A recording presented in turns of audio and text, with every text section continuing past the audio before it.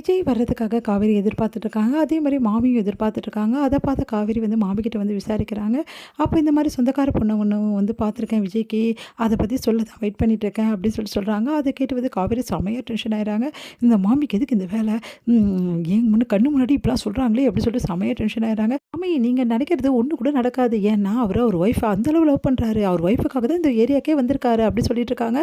அப்போ விஜய் வந்துடுறாரு. விஜய் வந்தோனே, என்னப்பா இந்த மாரி உனக்கு பொண்ணு பார்த்துருக்கேன் அப்படின்னோன அதிர்ச்சி அடைகிறார் விஜய். உடனே வந்து சந்தோஷப்படுற மாதிரி நடிக்கிறாரு. சூப்பர் மாமி, செம்ம வேலை பண்ணீங்க. உண்மையிலேயே வந்து நல்ல விஷயம் மாமி. உடனே ப்ரொசீஜர் பண்ணுங்க. ஒன்றும் பிரச்சனை இல்லை. நான் என் பொண்டாட்டிய டைவர்ஸ் பண்ணிடுறேன் அப்படின்றாரு. பாத்தியா, நான் சொன்னேன்ல, அவ்வளோ அவன் பொண்டாட்டி அவனை டார்ச்சர் பண்ணுறா. அதனால தான் இந்த மாதிரி முடிவு எடுத்திருக்கான். ஆமாம் ஆமாம் மாமி, உங்களுக்கு தெரியுது, என் பொண்டாட்டிக்கு தெரிய மாட்டேங்குதே. போய் போய் கெஞ்சிரு மாமி, திரும்பி கூட பார்க்க மாட்டேன். அவங்க அம்மா பேச்சை மட்டும் தான் கேட்குறா, என் பேச்சை கேட்கவே மாட்டேங்கிறா மாமி அப்படின்றாரு. பார்த்தல, அம்பி எவ்வளோ பாவம்னு சொல்லிட்டு தனியாக இருந்து கஷ்டப்படுறான். இதுக்கு துணை இருந்தால் எவ்வளோ நல்லாயிருக்கும். அவனுக்குன்னு ஒரு பொண்ணை பார்த்து வச்சுன்னா அந்த பொண்ணு எல்லாத்தையும் பார்த்துக்க போகிறா. அப்புறம் அம்பி வந்து ரொம்ப சந்தோஷமாயிடுவான். நம்ம வீட்டிலே தண்ணி கொடுத்துன்னு வச்சிடலாம், எல்லா ஏற்பாடையும் நானே பார்த்துக்கிறேன் அப்படின்றாங்க. இதுதான் வேலையை, அவங்களுக்கு கரெக்டான பேர் தான் உங்களுக்கு மாமி அப்படி சொல்லி டென்ஷன் ஆகிறாங்க. சரி மாமி, அவர் ஏதோ விளையாட்டுக்கு சொல்கிறாரு. இல்லை மாமி, நான் சீரியஸாக தான் சொல்கிறேன். நீங்கள் பொண்ணு வீட்டில் பேசிடுங்க, நான் டைவர்ஸ்க்கு அப்ளை பண்ணிடுறேன் அப்படி சொல்லிட்டு போகிறாரு. அது கேட்டு வந்து செம்மையாக டென்ஷன் ஆகிறாங்க. பார்த்தல, விஜய் நான் சொன்னால் மறுக்கவே மாட்டான். நம்ம வாங்குங்க, நம்ம போய் பேசலாம் அப்படின்னு சொல்லிட்டு மாமா போகிறாரு. மாமையும் அதை பார்த்துட்டு வந்து செம்மையாக டென்ஷனாக பின்னாடி ஓடி வராங்க. உங்களுக்கு எவ்வளோ இருக்கும், இப்படிலாம் பண்ணிட்டு இருக்கீங்க, வேறு நான் என்ன பண்ணுறது, நீ தான் சொல்லிட்டியே.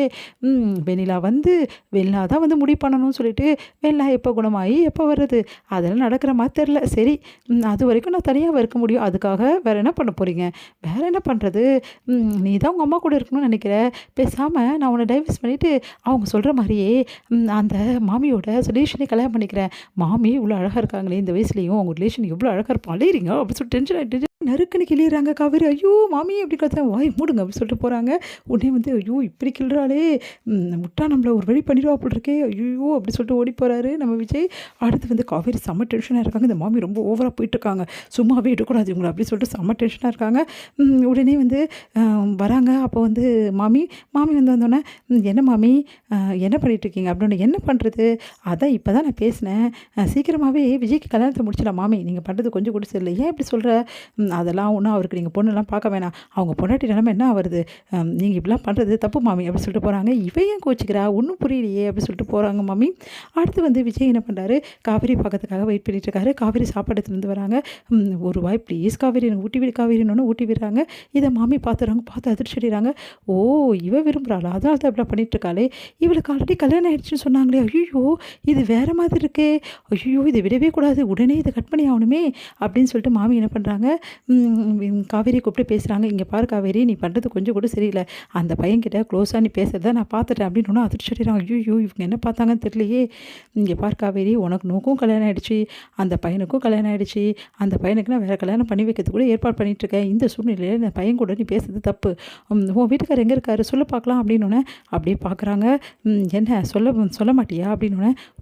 இல்லை அவர் வந்து ஃபாரினில் இருக்கார்ல, வந்துடுவார்ல, வந்தால் இதெல்லாம் பார்த்தா என்ன நினைக்கிறது, இப்போல்லாம் கலிகாலம் முத்தி போச்சு, இந்த மாதிரி ஆகிடுச்சு, இங்கே பாரு கொஞ்சம் அளவோடு பழகு, அதான் உனக்கு நல்லது அப்படி சொல்லிட்டு அட்வைஸ் பண்ணுறாங்க. காவேரிக்கு செம்ம காண்டாக இருக்குது. சே நம்மளுக்கு இவ்வளோ அட்வைஸ் பண்ணுறாங்களே, நம்ம வீட்டுக்காரர் கூட நம்மளே பேச விட மாட்டேங்கிறாங்களே சொல்லிட்டு அப்படியே டென்ஷனாக வராங்க. அடுத்து வந்து இங்கே என்ன பண்ணுறாங்க, மாமி வந்து நம்ம விஜய்கிட்ட அட்வைஸ் பண்ணிகிட்டு இருக்காங்க. விஜய் வந்து சரிங்க மாமி, நீங்கள் சொல்கிறபடி நான் அந்த பொண்ணுக்கிட்ட பேச மாட்டேன் மாமி அப்படின்னு பில்டப் பண்ணுறாரு.